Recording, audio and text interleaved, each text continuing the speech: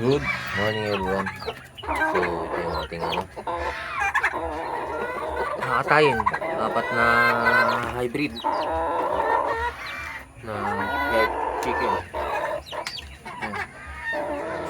Apat na yan kakatayin ngayong December 31. Tapos isang pabo. Yun. Katayin niya. So yun yung kagandahan ng at may alaga. So medyo less sa gastos kasi meron tayong kakatayin. Yung mga pabo. Tulong ka.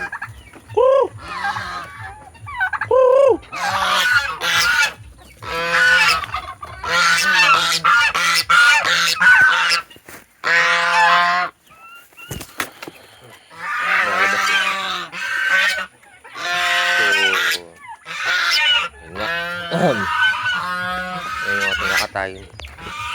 Tapos pas ng taon magtutuloy yung ating pag-breed ng Rhode Island Red. Ayan yung ating para ako na vintage line. Tutuloy natin.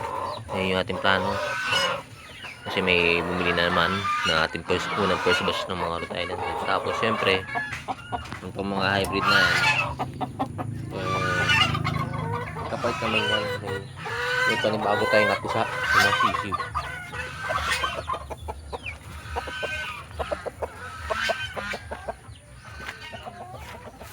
So ito yung update sa ating nakagdaw yung ating mga gansa, mga sisiw malaki na. Yung itim na yung cross ng Iron Simani at ng Rhode Island Red. Tapos pati yung isa yung puti na yan Iron Simani at ng tawag dito Decal Brown. Yung talagang kasi itong mga Rhode Island may itim na parang Rhode Island nga hybrid na yun cross ng yun Iron Simani pero mas halos 90% Rhode Island Red yung naman ng genes.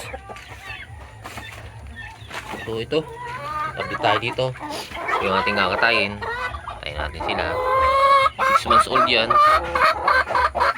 6 months old na hybrid Black Astrolorp cross sa native. Tapos Black Astrolorp cross sa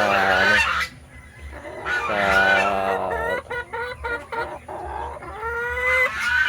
nanay nila dati. Ito cross to sa native pero malaki siya. Meron doon Black Acid cross sa Rhode Island. Ayun cross Rhode Island. Pero try natin mag ng meat production din. Iiwan natin yung dalawang iiwan natin. So ayun lang for now. Ito yung pinapakita ko lang na medyo malaki ang matitipid pag may mga alaga. Tapos na may makuha special rotation lalo ngayon.